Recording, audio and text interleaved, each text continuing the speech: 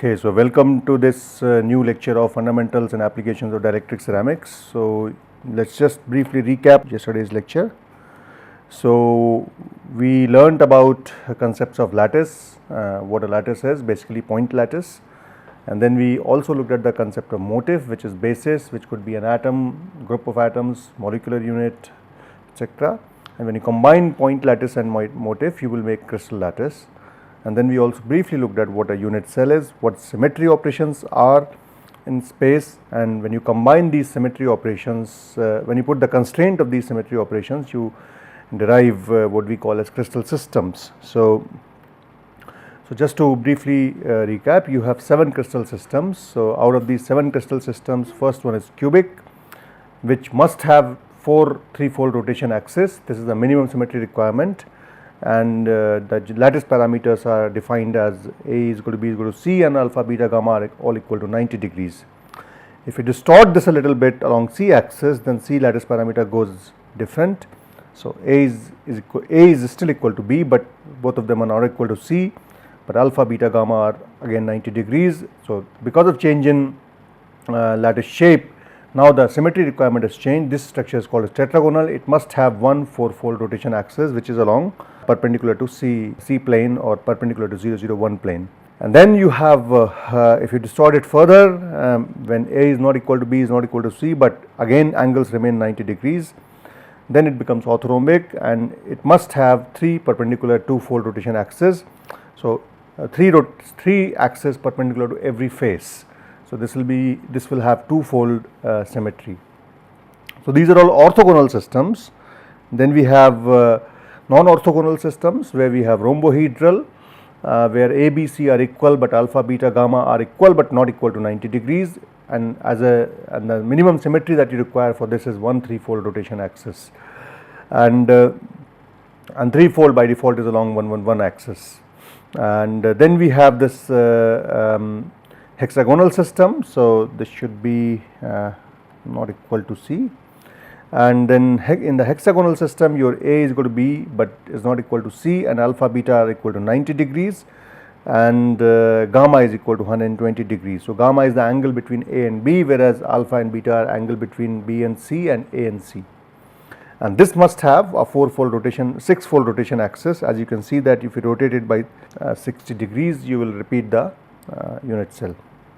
And then the other two are monoclinic and triclinic. In monoclinic, you have 1 2-fold rotation axis minimum symmetry requirement, but A, B, C are all non-equal. 2 of the angles alpha and gamma are equal to 90 degrees, but they are not equal to beta, which means beta is not 90 degrees. So as a result, it has a 2-fold rotation axis.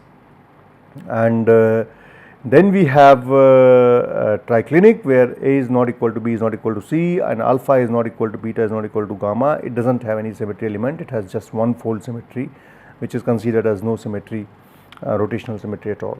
So this is the basis of defining various shapes into 7 crystal systems, and the basis is symmetry. So for example, if you look at the cube, when I say, I will just give you this example, when you say a cube must have 4 3-fold rotation axis. So this has 3-fold rotation, 4 of them along body diagonals, which is called as 1 1 1 axis in the Miller indices form. But if you put an atom, for example, here and here, then you lose the 3-fold rotation. So it does not remain cube, even though it looks like a cube, it does not remain like a cube. So instead it converts into a tetragonal unit cell. You can make a smaller tetragonal unit cell like this, and there will be one on the other side. So this is how you will make a smaller tetragonal unit cell with 4-fold rotation. So I am not going to details of this. As I said, you can look at the other course, which is Nature and Properties of Materials, Structure of Materials Part 1, for details of crystallography and symmetry. So these crystal systems are further divided into, now that you know the concept of primitive and non-primitive lattice. Primitive lattice is the one with 1 lattice point, non-primitive lattice is the one with more than 1 lattice points. You can define them into several primitive and non-primitive shapes, and this is mainly because of symmetry considerations, because sometimes what happens is that non-primitive shapes are they have higher symmetry as compared to primitive shapes. So the cubic can be divided into 3 categories. One is simple cubic, where you have lattice points only at the corners, and if you put a lattice point at the center of the unit cell, then it becomes body centered cubic. It is represented as I in the crystallography notation. So, motif for this would be 0 0 0, and I means there will be one lattice point at 0 0 0, another will be at half half half, but by default it means. Similarly, you can have another form which is face centered cubic, where lattice points are not only present at the corners, but also at the face centers of the unit cell, and this you represented as F. And here again the motif is at 0 0 0. What it means is that automatically that you have lattice points at half half 0, half 0 half, and 0 half half. So, that is automatic. Similarly, in tetragonal you have only two options, one is simple tetragonal and body centered tetragonal. Simple tetragonal you have again at the corners, body centered tetragonal you have lattice points at the corners of the cell as well as at the center of the cell. You can see that there is no face centered tetragonal here, and it is an interesting exercise to work out that why do not you have a face centered tetragonal, which we have discussed in more detail in the other course in structure of materials. And then we have orthorhombic system. This can be classified into 4 Bravais lattices. So, one is simple orthorhombic with lattice points only at the corners. Then we have body centered orthorhombic, where lattice points are at corners as well as body center. Then we have base centered orthorhombic, where you have, or C centered orthorhombic as we call it, where one lattice point is present at the 2 of the opposing faces, but 4 of the faces do not have any lattice points. And finally, we have face centered orthorhombic as well, which is represented as F. So, these are, you can see that these are 9 Bravais lattices. There are 5 more Bravais lattices based on other systems. So, we have rhombohedral, there is no other Bravais lattice, it is only primitive rhombohedral that we have. Again, in hexagonal system also we only have primitive hexagonal. In monoclinic, not only we have simple monoclinic which is primitive P, but we also have a base centered monoclinic which has a lattice point at the center of 2 of the faces, and this is basically a AB face, okay, or AB plane. And then we have triclinic, it does not have any other variant, it only has simple primitive triclinic as its variant. So, these are 14 Bravais lattices. You might ask questions, why do not you have 15 or 16 or 17, but then it remains a interesting exercise to work out why do not you have more than 14 Bravais lattices, and partially the answers are given in books as well as in the other MOOC course on structure of materials. So, this sort of brings us close to the essential crystallography that is needed to understand the structure of dielectric ceramics. Other thing that you need to know is the planes and directions, and planes and directions are basically, planes means you need to have a mechanism to identify various faces on a crystal, and they are generally depicted by these indices which are HKL for a given plane, and if you have these round brackets which means it is for a plane, and if you have these curled brackets which means they are for an identical set of planes. Identical set means they are crystallographically identical planes, and that depends upon the crystal system. So, for example, for a cube 100 is equivalent to 010 is equivalent to 001, and you can write all of them for a cube 100 010 001, all of them can be written as 100 because they are identical. But for a tetragonal system 100 is not identical to 001, but it is identical to 0010. So, you cannot write 100 as 100 for all the 3 planes. So, that is why there is a distinction. So, you have to use it, you cannot use it loosely, you have to use it very carefully. Crystallographically speaking, if you have a plane in a crystal satisfied this equation where h by a x plus k by b y plus l by c z must be equal to 1, and basically these h by a, k by b and l by c are the intercepts of the plane on x, y and z axis. A, B, C are the unit cell lengths, and H, K, L are just integers. So, we will just look at 1 or 2 examples of how to determine or draw a plane.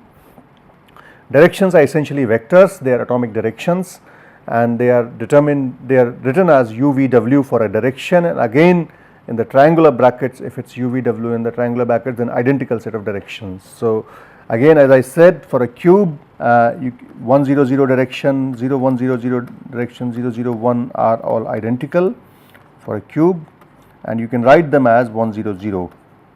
but for a tetragonal system 1 0 0 and 0 0 1 0 are identical, but they are not identical to 0 0 1, and hence 1 0 0 will imply only. So, you write it as like this 1 0 0. So, this will imply 1 0 0 and 0 1 0 only. Okay. So, now how to draw the planes and directions, I will just give you a brief example. So, let us say you make a parallelogram, parallelopiped,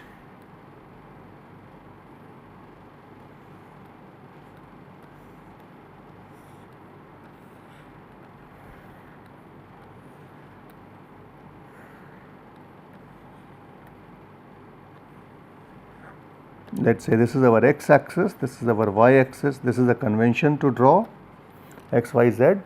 Let us say I want to determine this plane, the one which is there.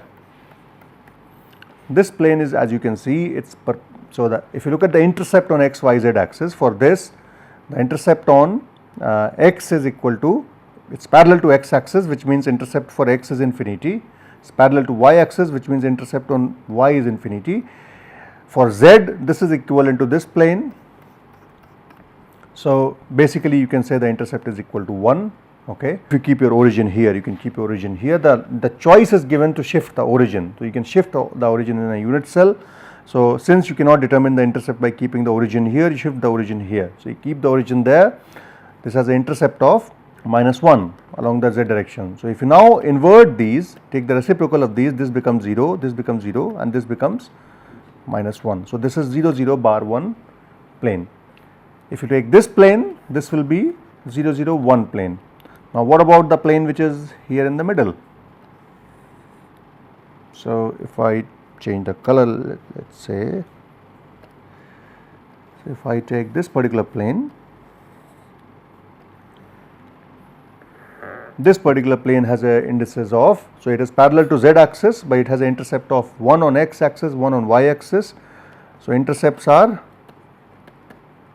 1, 1 and infinity, right, it is parallel to z axis. So, this is x, this is y, this is z. Now, you take the reciprocal, comes 1 1 0. I can take a little bit more difficult example. Let us say I take an example of different color. So, I choose a plane which is like this. Okay. So, this is A, B, C. So, in this case you can see now it has an intercept along z axis in this direction. Okay. So, you cannot choose this as a origin because you can't count the intercept. So, essentially what you do is that to count the intercept you shift your origin to this point. So, now if I see the intercepts, I have one intercept along x axis, one intercept along y axis and one intercept along z axis, but along the x axis I have in the negative direction. So, this is in -x, this is in -y, because I am travelling along -x in this direction, travelling along -y, and I am travelling along this point to +z. So, for ABC the intercepts are -1, -1 and +half, and if I take the reciprocal, then this becomes, so minus is written as bar 1 and 2. So, this is bar 1 2 plane. That is how you draw the planes and that is how you determine the indices of a plane as well. So, if I ask you to draw a plane, let us say 2 3 1, how will you draw 2 3 1? Let us say 2 bar 3 1, a tough example. So, what basically you do is that you first draw the reciprocal half, -1 by 3 and 1, and you have to look at the minus digit. Minus digit means you have minus digit in the y axis, which means you have to shift the origin with respect to y. So, what you do is that let us use a different color here, maybe yellow is not the best one, but orange one, yeah.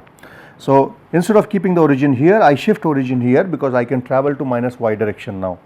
So, I have an intercept along x which is half in this direction, I have intercept along 1 by 3 -1 by 3 along y, and I have intercept along z which is equal to 1. I just connect these 3 points together. So, this is your, So this plane is basically 2 bar 3 1 plane. That is how you draw the planes. How do you draw the directions? Let's just look at a brief example of directions. I am giving a brief overview because this is going to come handy as we see later on, especially non-centrosymmetric crystals.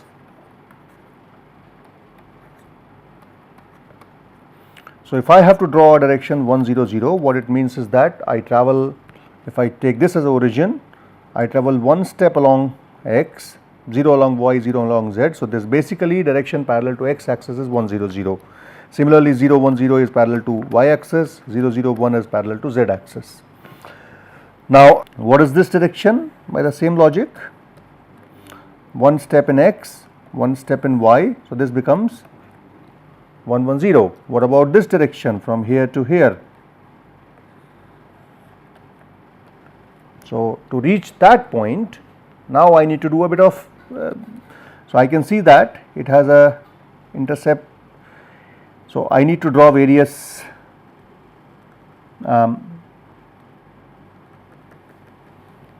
possible options. Okay, so I can do, I can travel to this point half along. So this is half, then I go 1 along y, and then I go half along z. So how much I have travelled for this? Half along x, 1 along y, and then half along z. Now in this case you do not take the reciprocal, you multiply it by the integer, so that all of them become an appropriate integer, so that all of them become smallest possible integers. So this will become 1 2 1 direction. Again you can choose the origin for negative ones. So let us say if you have a vector which is like, I do not know, if you start from this point, let us say you come to that point. Okay. So your starting point is this point, end point is that. So how do you go to reach that point? You travel half distance in x like this, you travel y distance in, one distance in y along negative y. So you come this way half, this way 1, and then you go this way 1. So what is it? This is, we went positive in x, we went negative in y minus 1, let us say, and we went positive in z. So this direction will become 1 bar 2 2. Alright, this is what the direction will be. So now let us say if you want to draw, let us say 4 2 0 direction, how will you draw 4 2 0 direction? So 4 means 4 distances, 4 unit lengths along x, 2 unit length along y, and 0 unit length along z. Since you can't go out of the unit cell, you take the, you divide it by 4, so this becomes 1 2 by 4 and 0. So you go, if you start from, let me change the color. So let see, these are all positive, so you do not have to change the origin. So if you keep the origin here, so you go 1 along x, half along y, and 0 along z. So which means this is the vector that I have. So basically 4 2 0 is nothing but 2 1 0, alright, in the smallest possible interval. So this is how you draw the direction. So I hope, I mean, you can look at the course structure of materials for details about it. So now let us, having completed some essentials of crystallography, for dielectrics and for dielectric ceramics, what you need to understand is the type of bonding they have. From basics of chemistry, we know that there are 3 types of primary bonding that exist. One is metallic, second is covalent, third is ionic, and then there are secondary bond arrangements which are weaker and which are basically van der Waals type of bonds that primarily exist in solids. So if you look at metallic bonding is nothing but, you know, you have metallic cores with a sea of electrons around them, and metals such as, you know, nickel, iron, copper, you know, gold, silver, etc. They all show this kind of bonding behavior. So this is basically, there is a sea of electrons. This sea of electron provides malleability to metals, and as a result, so this is basically, these are all sea of free electrons, right? You can say free electrons, and these are metal ionic cores. Okay. and that is why metals, and this provides basically flexibility in terms of, so that is why their metals are malleable, conducting thermally as well as electronically. So this is metallic bonding. I am not going to get into details. You can look at any chemistry book. For example, you can go to this website chem.libratex.org. It has fantastic discussion on bonding of materials. Second type of bonding that we encounter is covalent bonding, and this is basically based on sharing of electrons. So for example, you can look at this is CH4 molecule. So carbon has 4 atoms in the outer shell. To complete its electronic configuration, to come to low energy configuration, it needs 4 more electrons. So when you pair it with 4 hydrogen atoms, hydrogen is also able to complete its configuration, carbon is also able to complete its configuration, and based on sharing, this is called as covalent bond. There is a theory of covalent bonding that I am not going to go into details, but basically covalent bonding is based on valence bond theory as well as hybridization of orbitals. So in solids such as diamond and graphite and in methane, etc., there is a strong orbital hybridization. This orbital hybridization is necessary because the angles which are observed in these molecules cannot otherwise be explained, and this hybridization basically leads to so you can have sp hybridization, you can have sp2 hybridization, you can have sp3 hybridization, and so on and so forth. These hybridizations give rise to certain molecular shapes which can be determined using variety of techniques. So materials generally belonging to group 4 elements as well as compounds which are between silicon, carbon, silicon, germanium, etc. They are all silicon carbide. So you can take silicon carbide for example, and similarly zinc sulfide, etc. All of them show this kind of this kind of bonding, and then silicon, carbon, germanium, they are predominantly covalently bonded materials, and you have gases like methane, etc., which are also covalently bonded. Then we have ionic bonding. All of us know that ionic bonding is because of differences in the electronegativities of 2 ions. So for example, if you have sodium chloride, the best example that we learned from our childhood is that sodium is electropositive element, chlorine is electronegative element. Sodium has a tendency to give away the electrons, chlorine has a tendency to take the electron, and because of this tendency and because of necessity to complete the electronic orbital configuration to put them into lowest energy configuration, they form what we call as a ionic bond, and this ionic bond is very strong bond. It's because of this Coulombic attraction between the 2 elements. Electron is donated by sodium to chlorine, and electron is gobbled up by chlorine to complete its electronic configuration. As a result, generally ionic bond has high bond energy. It's a very stable bond. It has and high bond strength, it has high modulus, high, and generally the materials with ionic bonding also are very brittle because the bond energy is very high, and they are generally poor electrical and thermal conductors, and that is why they are used for applications where you require them to be insulating. And this is what basically your dielectric ceramics are based on. Most of the dielectric ceramics that we see, they are predominantly ionically bonded materials. So materials like zirconium oxide, barium titanate, all of these ceramics, dielectric ceramics, they are primarily ionically bonded materials. So another example is lithium fluoride. So lithium has an atom, as an atom it has 3 electrons, fluorine has 9 electrons, and so fluorine require 1 electron to complete its configuration. Lithium needs to give away 1 electron, and as a result they form a very strong ionic bond. So another example. So most of the oxides that we will see as dielectric ceramics will follow this ionic bonding. And then of course we have secondary bonding, which can be because of fluctuating dipoles, which can also be because of permanent dipole moments, and so on and so forth. So basically wherever you have this little bit of shifts in the electrons, positive and negative charges, that gives rise to these fluctuations in formation of these secondary bonds. For example, in polymers you have chains which are covalently bonded. So along the chain you may have covalent bonding. So you can say polyethylene, right?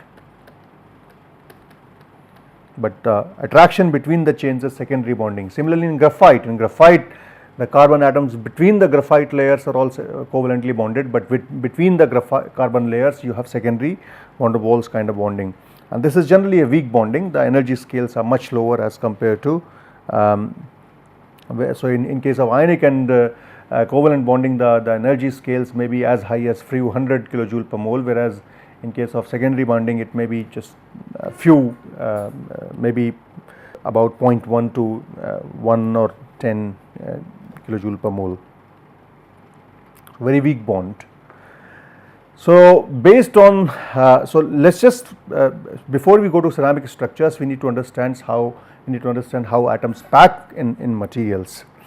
So in materials, if you consider atoms as spheres, the spheres, you can put the spheres in this fashion. All of them can be arranged in this fashion.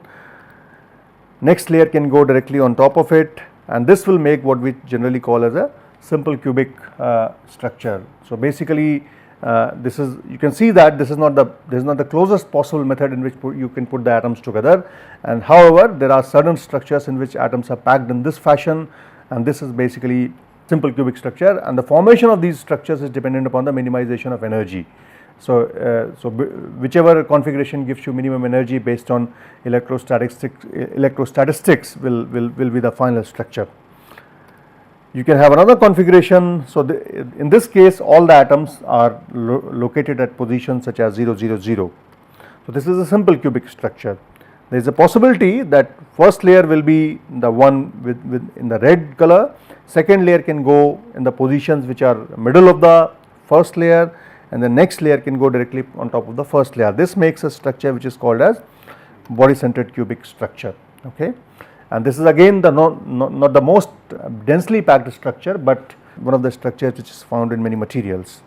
And in this case the atoms are placed at 0, 0, 0 and half, half, half. If you do it little better, so if you calculate the packing factor, which you can do easily, the packing factor of simple cubic structure is 52% or 0.52. In case of body centered cubic, if you take all identical atoms, of course, the packing factor will be 0.68. You can also have close packed structures, which is what many materials are based on. So you have one row of atoms, you put the next one does not need to go right below it, but next one can go can shift itself in such a manner so that it touches the maximum number of neighbors. So you can keep putting these layers together. Now you form this layer which is more closely packed as compared to other two configurations that we just saw. And if you, so it has it now, the next layer, how does it go? Next layer can go either on top of, so the atom in the next layer can sit on top of 1 or sit on top of 2, which are the vacant places.